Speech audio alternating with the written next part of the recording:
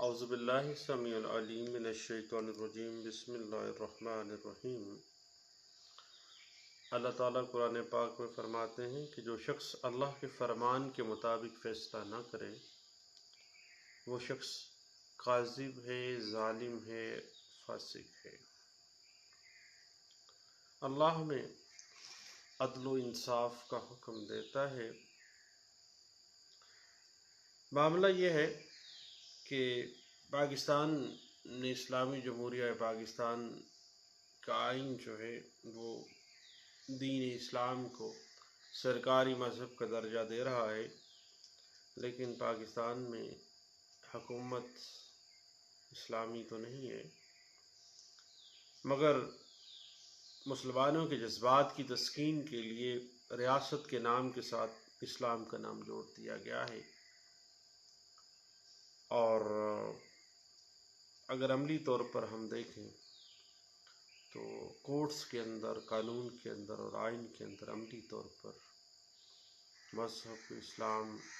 نام کی کوئی چیز ہمیں نظر تو نہیں آتی ہے، کیونکہ عملی طور پر انگریز کا بنایا ہوا جو قانون ہے وہی عدالتوں میں چلتا ہے۔ پاکستان لاکھوں لوگوں کی قربانی کے بعد مارز وجود میں آیا، اسلام کے نام پر حاصل کیا گیا، لیکن لوگوں کی آنکھوں میں دھول جھونکنے اور لوگوں کو مطمئن کرنے کے لیے اسلام کا نام جمہوریت کے ساتھ استعمال کیا گیا، اور میں ذاتی طور پر سمجھتا ہوں کہ بات آدھا تتر اور آدھا بٹیر والی ہو گئی۔ ہمارا نظام عدالتی میں ہم ہر روز دیکھتے ہیں نہ ہی مکمل اسلامی ہے اور نہ ہی مکمل طور پر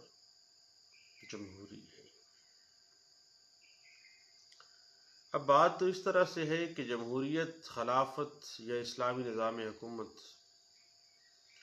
ہمیشہ ایک دوسرے کے ساتھ مخالفت کرتے ہی معاملات سامنے آتے ہیں، بلکہ میں سمجھتا ہوں کہ یہ تمام نظام جو ہیں صرف اور صرف اگر اسلامی نظام عدل کو دیکھا جائے تو صرف ایسا نظام ہے جو کہ پرامن معاشرے کا ضامن ہے، نہ ہی جمہوریت اور نہ ہی مغربی کوٹڈ، میں اس کو اسلامی کوٹڈ تو نہیں کہوں گا لیکن مغربی کوٹڈ خلافت کا نام دوں گا۔ اس ہم نے لوگوں کے جذبات کو کھیلنے کے لیے مختلف نام استعمال کیے، کبھی ریاست مدینہ کا اور کبھی اسلامی جمہوریہ پاکستان کا۔ میں ذاتی طور پر سمجھتا ہوں کہ کوئی نظام بھی آپس میں ملتا نہیں بلکہ ایک دوسرے کی ضد ہیں، اور اسلامی نظام حکومت جو ہے وہ نظام عدل پہ مبنی ہے اور پرامن معاشرے کا ضامن ہے، اور میں ذاتی طور پر سمجھتا ہوں کہ اسلامی نظام حکومت میں عدالت کے سامنے ہر چھوٹا بڑا برابر ہوتا ہے، اور ایک جج جو ہے اسلامی معاشرے میں وہ خلیفہ وقت کو بھی عدالت میں طلب کر سکتا ہے، اور خلیفہ وقت جو ہے وہ عدالت کے سامنے جواب دہ ہوتا ہے۔ مگر جمہوریت میں وزیر اعظم یا پریزیڈنٹ یا دیگر کئی جو اعلیٰ مراتب رکھنے والے لوگ ہیں ان کو عدالتی استثناء حاصل ہوتا ہے۔ اب بات اس طرح سے ہے کہ اللہ کے نبی صلی اللہ علیہ وسلم نے سنن ابی داؤد حدیث نمبر 175 میں فرمایا تھا، حدیث مبارک کا خلاصہ اس طرح سے ہے کہ اللہ کے نبی صلی اللہ علیہ وسلم نے فرمایا کہ جو شخص لوگوں میں سے قاضی بنا دیا گیا ہے، جج بنا دیا گیا ہے، تو گویا وہ شخص بغیر چاقو یا چھری کے ذبح کر دیا گیا ہے۔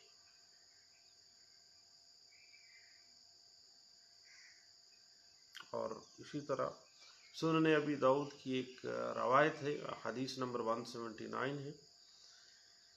اور اس میں اللہ کے نبی صلی اللہ علیہ وسلم نے فرمایا کہ جو شخص جج بننا چاہتا ہے اور اس کو جج بنا دیا جائے، پھر اس کا ظلم اس کے انصاف کے اوپر غالب آ جائے، تو یہی بات اس کے جہنمی ہونے کے لیے کافی ہے۔ البتہ صاحب بات ہے عدل و انصاف کی، اور اللہ ہمیں عدل و انصاف کرنے کا حکم دیتا ہے۔ چند روز پہلے ہم 2 دن اپروکسیمیٹلی جمعے کے روز ہم نے فوجی عدالتوں سے سزاؤں کے خلاف پشاور ہائی کورٹ کی ایک لینڈ مارک ججمنٹ دیکھی ہے، جس سے یہ باتیں ذہن میں آئیں کہ کیا پاکستان کی عدالتوں میں ہم آئے روز عدل و انصاف کا جنازہ نکلتے ہوئے تو روز دیکھتے ہیں، بلکہ پچھلے دنوں تو ماڈل کورٹس نے جہاں تک ہو سکا تھا قتل عام کیا۔ میں ذاتی طور پہ سمجھتا ہوں انصاف اور عدل اور انصاف کا، اور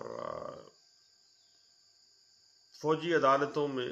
جب سزائیں دی گئیں تو ان کی اپیلیں جب پشاور ہائی کورٹ میں لگیں تو وہاں پر ایک لینڈ مارک ججمنٹ آئی ہے، اور justice Waqar Ahmad Seth chief justice Peshawar high court نے فوجی عدالتوں سے سزا یافتہ افراد کے کیس کا فیصلہ جو ہے وہ جمعے کے روز جاری کیا ہے، جس میں 196 افراد کی اپیلیں منظور کی گئی ہیں، اور پشاور ہائی کورٹ نے فوجی عدالتوں کی طرف سے مختلف الزامات کے تحت سزاؤں کے خلاف دائر اپیلوں پر فیصلہ سناتے ہوئے 196 افراد کی سزائیں کالعدم قرار دے دیں، جبکہ مزید 100 سے زائد مقدمات جو فوجی عدالتوں نے مائٹ از رائٹ کے اصولوں کے مطابق فیصلے دیے تھے ان کا ریکارڈ طلب کیا ہے۔ اب اگر ہم فوجی عدالتوں سے سزا پانے والے افراد کی اپیلوں پر مختصر فیصلے کی بات کریں تو گزشتہ ماہ جون میں پشاور ہائی کورٹ نے فیصلہ سنایا تھا، اور اس فیصلے میں تمام افراد کے حوالے سے کہا گیا کہ اگر کسی دوسرے مقدمے میں یہ مطلوب نہیں ہے تو ان کو رہا کر دیا جائے گا، اور chief justice Peshawar high court Waqar Ahmad Seth کا دستخط شدہ 426 صفحات پر مشتمل تفصیلی فیصلہ جمعے کے روز آیا ہے، جس میں 196 افراد کی گرفتاریوں سے لے کر حراستی مراکز میں ان کی حراست اور فوجی عدالتوں میں ان کے مقدمات کی سماعت، اور ان سماعت میں جو irregularities اور جو ظلم و ستم انصاف کے تقاضوں کے مطابق کیے گئے ہیں، انصاف کے تقاضوں کا جہاں تک قتل عام ہو سکتا تھا جہاں جہاں کیا گیا ہے، ان تمام باتوں کا ذکر اس 426 صفحات پر مشتمل جو لینڈ مارک ججمنٹ ہے پشاور ہائی کورٹ میں اس میں موجود ہیں۔ اب صحیح بات یہ ہے کہ پشاور ہائی کورٹ میں فوجی عدالتوں سے سزا پانے والے تقریباً 300 سے زائد افراد کی اپیلیں زیر سماعت ہیں، لیکن پشاور ہائی کورٹ نے ان اپیلوں پر فیصلہ سنایا تھا، جس کے مکمل ریکارڈ عدالت کو فراہم کر دیا گیا، تو اس کے بعد پھر تفصیلی فیصلہ اب آیا ہے۔ اب صاحب اس وقت بھی پشاور ہائی کورٹ میں فوجی عدالتوں کی مختلف مقدمات مختلف نوعیت کے مزید 100 سے زائد اپیلیں جو ہیں وہ موجود ہیں، جس کی سماعت کے لیے آئندہ تاریخ سماعت اپروکسیمیٹلی 22 جولائی مقرر کی گئی ہے، اور گورنمنٹ سے کہا گیا ہے، سرکار سے کہا گیا ہے کہ ان افراد کے ریکارڈ بھی عدالت میں پیش کیے جائیں، جو کہ ریکارڈ عدالت میں پیش ہونا جو مرحلات اور جو معاملات آتے ہیں، اور خاص طور پہ فوجی عدالتوں کا ریکارڈ عدالت میں منگوانا، جہاں پہ تو پولیس کے مختلف ریکارڈز کو منگوانا پرابلمیٹک فیکٹرز ہوتا ہے، تو مختلف دوسری عدالتوں کے ریکارڈز اعلیٰ عدلیہ میں منگوانا جو ہے وہ بعض اوقات پرابلمیٹک فیکٹرز بن جاتا ہے، اور یہاں پہ معاملہ جو ہے فوجی عدالتوں کا ہے، آپ مجھ سے بہتر جانتے ہیں۔ اب پشاور ہائی کورٹ نے اس فیصلے میں مزید کہا کہ فوجی عدالتوں کے فیصلے میں ملزمان کے ساتھ جو سلوک کیا گیا وہ پاکستان کے آئین کی صریحاً خلاف ورزی ہے۔ اب اس تفصیلی فیصلے میں یہ واضح کیا گیا کہ ہر ملزم کو شفاف ٹرائل کا موقع نہیں دیا گیا، یہاں تک کہ فیلڈ جنرل کورٹ مارشل نے ملزمان یا جنہیں سزا سنائی گئی تھی انہیں اپنا وکیل رکھنے کا موقع بھی فراہم نہیں کیا ہے، اور یہ بات جو ہے کانسٹیٹیوشن آف پاکستان 1973 کے آرٹیکل 10 اور آرٹیکل 10A کی صریحاً خلاف ورزی ہے۔ اس کے بعد اسی فیصلے میں یہ کہا گیا کہ یہ بات مشاہدے میں آئی ہے کہ درخواست گزاروں جو اپلانٹ ہیں جن کو سزائیں دی گئی ہیں، جنہیں سزائیں سنائی گئیں، انہیں اس وقت تک دنیا سے الگ تھلگ رکھا گیا یہاں تک کہ انہیں خاندان کے افراد، ان کے والدین یا ان کے وکیلوں کے ساتھ بھی جو ہے ملاقات نہیں کرنے دی گئی، حتیٰ کہ کسی کو بھی ان افراد تک رسائی فراہم نہیں کی گئی جب تک کہ حراست کے دوران ان کا فیصلہ نہیں سنایا گیا۔ اب صحیح بات اس طرح سے ہے کہ کانسٹیٹیوشن آف پاکستان 1973 جو ہے وہ آرٹیکل 10A واضح کر دیتا ہے کہ خواہ سول حقوق کے تعین کرنے کا معاملہ ہو یا کسی فوجداری چارج کے خلاف مقدمہ چل رہا ہے، ہر پاکستانی شہری کو شفاف کارروائی مقدمہ اور مناسب عدل قانونی کا حق ہے۔ ہر شخص کو رائٹ ٹو فیئر ٹرائل جو ہے وہ موجود ہے ہر شخص کے ساتھ۔ اس بات کو پہلے بھی supreme court of Pakistan 2014 PLC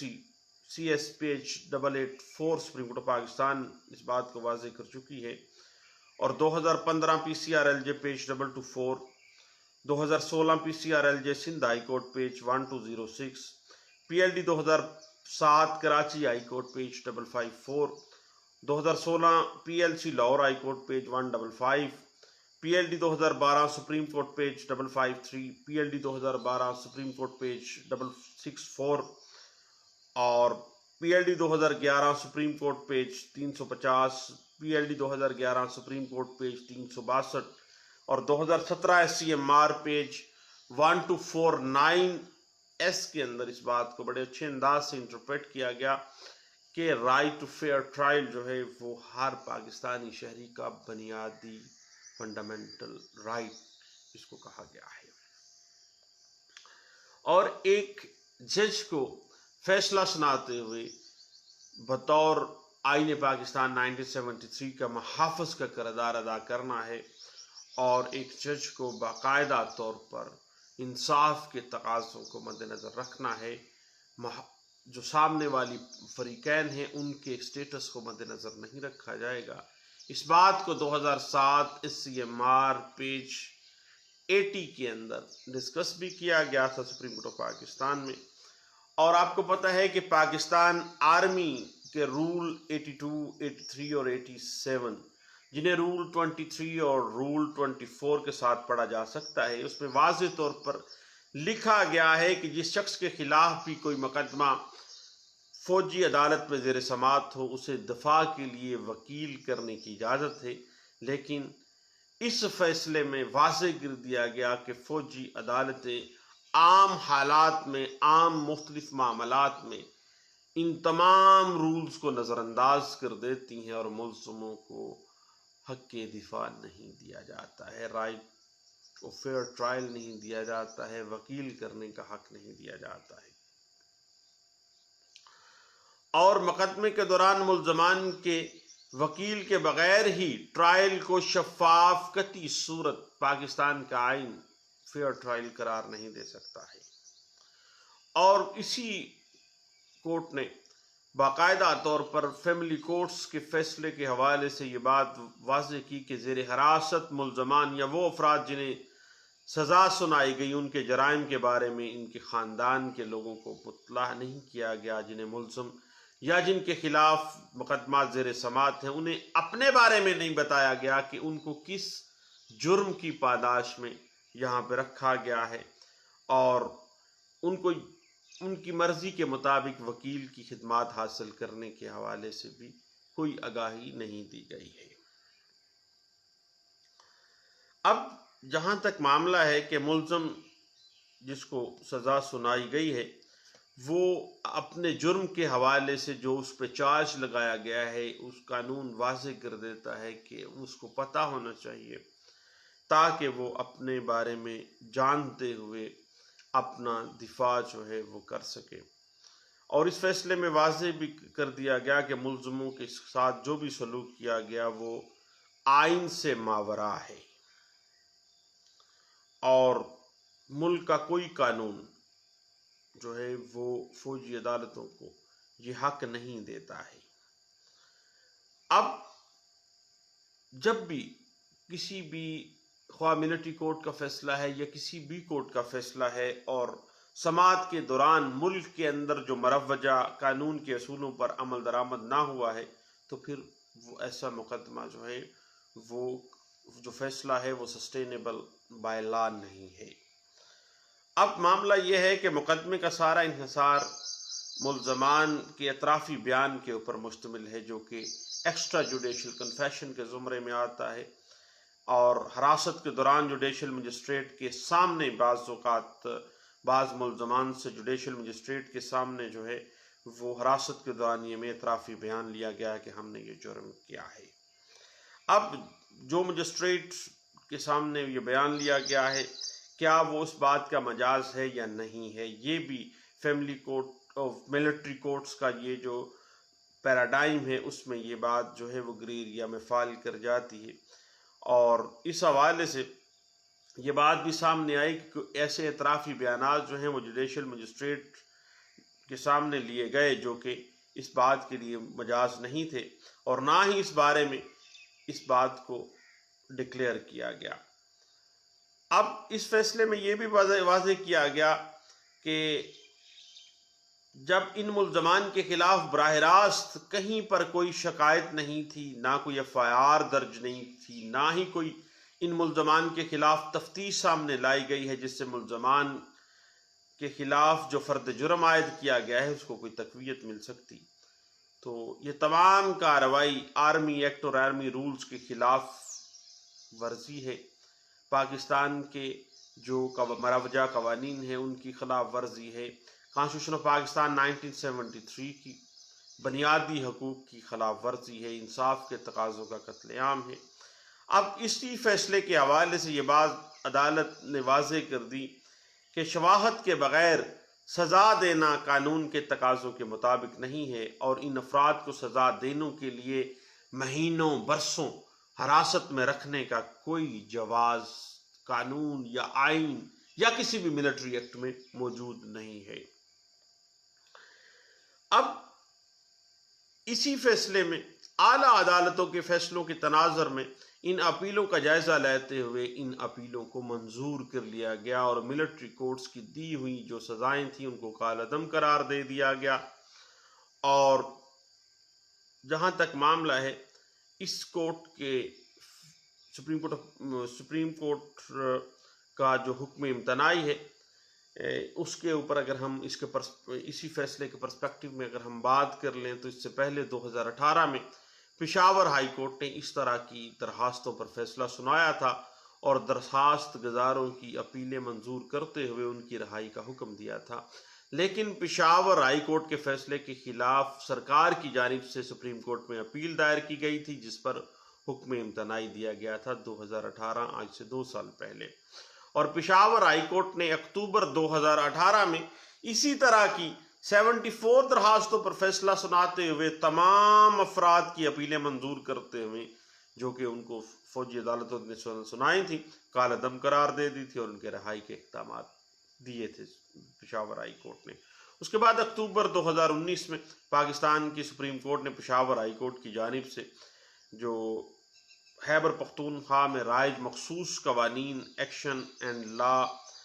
جو سیول پار آرڈیننس 2019 اور حراستی مراکز کو غیر قانونی قرار دیے جانے کا جو فیصلہ تھا اس کو سپریم کورٹ آف پاکستان نے نہ صرف معطل کر دیا بلکہ اس کے خلاف 13 نومبر 2019 تک حکم امتناعی جاری کر دیا تھا۔ اس کے بعد نومبر 2019 کی ایک سماعت کے دوران پاکستان کے چیف جسٹس اس وقت کے جسٹس آصف سعید کھوسہ صاحب نے کہا کہ فوج کے زیر انتظام چلنے والے جو حراستی مراکز ہیں ان میں رکھے گئے افراد کے خلاف مقدمات کے فیصلے اگر فوجی افسران کی گواہی پر ہی ہونے ہیں تو بہتر ہے کہ عام عدالتوں میں ہزاروں افراد کے خلاف دائر مقدمات کو حراستی مراکز میں ہی منتقل کر دیا جائے، اور آپس کی بات ہے انہوں نے تو یہ بات ویسے ایز اے طنز کی ہوگی یا as a guardian of fundamental right جو آئین پاکستان میں ہے اس کے حوالے سے بات کی ہے، تو میں محترم اس جو آصف سعید کھوسہ صاحب سے پوچھنا چاہوں گا کہ صاحب نے جو ماڈل کورٹس بنانے کے بعد وہاں پر جو طریقہ کار رائج کیا ماڈل کورٹس کا کرمنل کورٹس کے اندر، کیا وہاں پہ یہ باتیں نہیں ہوئی تھیں، یہ معاملات نہیں ہوئے تھے؟ اور سیم معاملات کیا وہاں پہ نہیں ہوئے ہیں؟ اور کتنے مقدمات جو ہیں وہ افیکٹ کیے گئے، اور انصاف کا جو قتل عام ہوا ہے ماڈل کورٹس میں وہ مجھ سے زیادہ آپ لوگ بہتر جانتے ہیں صاحب۔ اب صاحب اس طرح سے ہے بات کہ صوبہ خیبر پختونخوا میں فاٹا اور پاٹا سے متعلق جاری کیے گئے جو آرڈیننس کو کالعدم قرار دینے کے خلاف وفاق کی طرف سے دائر کی گئی اپیل کی سماعت کے دوران بھی آصف سعید کھوسہ صاحب نے یہی کومنٹس پاس کیے تھے، اور chief justice of supreme court Asif Saeed Khosa نے اٹارنی جنرل کو مخاطب کرتے ہوئے کہا تھا، اس کیس میں ہم نے دیکھا کہ کہیں وہ اس بات پر یقین نہیں رکھتے کہ محبت اور جنگ میں سب کچھ جائز ہے۔ یہ بات کرنی تو بہت آسان تھی میرے دوست، میں آپ کا فین بھی رہا، اور آپ کی تمام جو کتابیں ہیں جو ججمنٹس ہیں وہ میں نے پڑھی بھی، اور میں نے باقاعدہ طور پر جب JOR1 میں آپ کی کتاب ججنگ ود پیشن کی سیریمنی میں وہ کتاب خریدی بھی، اور جناب اس پہ انالیسس بھی کیا، تو بات اس طرح سے ہے کہ محبت اور جنگ میں سب کچھ جائز ہے۔ یہ بات آپ نے اٹارنی جنرل آف پاکستان کو تو کہی ہوگی، لیکن آپ نے بذات خود آپ کا جو کنڈکٹ تھا ماڈل کورٹس، میں ذاتی طور پہ سمجھتا ہوں کہ کیا ملٹری کورٹ سے ملتا جلتا نہیں ہے۔ اب صاحب مارچ 2020 میں سپریم کورٹ نے پشاور ہائی کورٹ کے چیف جسٹس وقار احمد سیٹھ کو فوجی عدالتوں کے فیصلوں کے خلاف اپیلوں کی سماعت سے روکنے کے لیے وفاقی حکومت کی استدعا کو یہ کہتے ہوئے مسترد کر دیا تھا کہ عدالت عظمیٰ جو ہے سپریم کورٹ آف پاکستان جو ہے وہ ہائی کورٹس آف پروونسز کے کسی بھی معاملات میں مداخلت نہیں کرتی ہیں، کیونکہ آئین پاکستان 1973 آرٹیکل 199 جو ہے وہ علیحدہ سے ہائی کورٹس آف پروونسز کا پیراڈائم مقرر کرتا ہے، اور قطعی صورت سپریم کورٹ آف پاکستان جو ہے وہ ہائی کورٹس آف پروونسز کے کسی بھی معاملے میں مداخلت کی مجاز نہیں ہے، اور نہ ہی وہ کرے گی۔ تو دوستو بات اس طرح سے ہے کہ بات خواہ سول حقوق کا تعین کرنے سے ہو یا کسی فوجداری چارج کا معاملہ ہو، ہر شخص کو شفاف کارروائی مقدمہ اور مناسب عدل حاصل کرنے کا حق ہے، اور یہ بنیادی حق ہے، ہر شخص کو ملنا چاہیے۔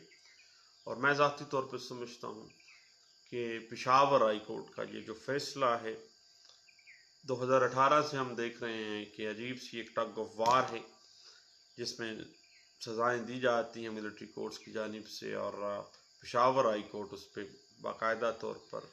کالعدم قرار دیتی ہے، اور سپریم کورٹ آف پاکستان پھر اس پہ اسٹے بھی جاری کر دیتی ہے۔ انصاف ہوتا نہ صرف کیا جانا چاہیے بلکہ ہوتا ہوا نظر بھی آنا چاہیے، بطور وکیل کے اور بطور ایک پاکستانی شہری کے۔ ویسے آپس کی بات ہے، مجھ سے آپ زیادہ بہتر جانتے ہیں کہ کیا آپ کو پاکستان کی عدالتوں میں انصاف ہوتا ہوا نظر آتا ہے؟ دعاؤں میں یاد رکھیے گا۔ دوبارہ ملتے ہیں۔ اللہ حافظ۔